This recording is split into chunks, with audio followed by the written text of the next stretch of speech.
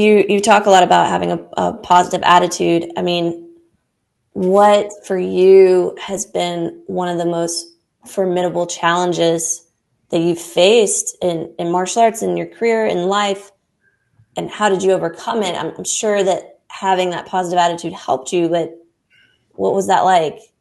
I think the biggest things is the disappointment that you get from lack of integrity in some people that claim they teach integrity, Mm, lack of loyalty to people you have loyalty for.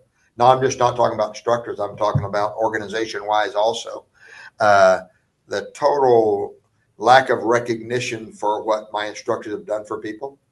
But because I have the principles I have, and my number one principle is to be happy, I can't do it with a bad attitude. So I go mm, to my principles. My principles get me through everything, the good, the bad, and the ugly. My principles carry me through physical injury, pains, disappointment, heartbreak. Because number five is be willing to fall in love again. mm, If you set your principles correctly, they'll carry you through all the battles. The Mhm. problem is most people don't have any guiding principles. Maybe if they're in a church, they have some. Maybe if their whole thing is make as much money as possible, that'll guide them. But without principles, you don't have any way to make a decision. What are yeah. you basing it on? What are you basing every single decision in your life on?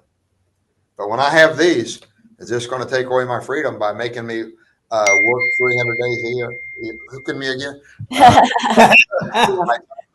Uh, but I mean, the principles that I told you about, they help me through everything. Yeah. That I don't Yeah. know if that makes sense or not. I don't really have challenge. I got stuff that's I got to get over or around, but I already know that I will. I mean, one time I in an industrial accident, I cut my hand off. This hand, Oh, I cut it off, oh my and gosh. it was miserable for a few days until I got hold of myself.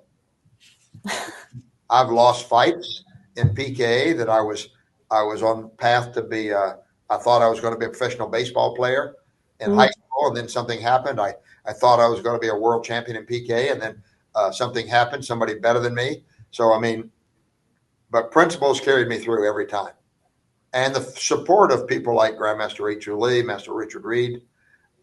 When you got support around you, other people that understand, not trying to say, "Oh yeah, that's terrible." They didn't give me that. I don't need to support their depression, or they didn't need to support my disappointment in people or places or things. They just said, "Well, what are you going to do about it?" Especially Master Reed. Well, good. What's the next step? mm, Not let's get even. What's the next step? mm. You know, what's the next step? How do I deal with this? You can't, but I do not roll stuff over and over in my mind. What went wrong? Why didn't he win the last election?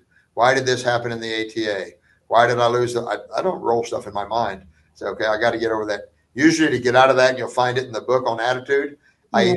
use music and movement. Mm. You're depressed, work out. You're sad, work out. Use music. Those two things and positive self talk. I'm really big on affirmations. Yeah. And so the affirmations don't work. Well, they work for me. For how long? I don't know, 77 years so far. That's how far, you know. Counting. Somebody said, "Oh, if you lived your whole life positive," I said, "Not yet." Not yet. Yeah, I mean, I intend to, though. I mean, so I think, I rebranded myself long ago. I don't do how are you doing. I'm okay. I don't do any of that. How are you Mm. doing? I'm fantastic. And it's my job to be fantastic.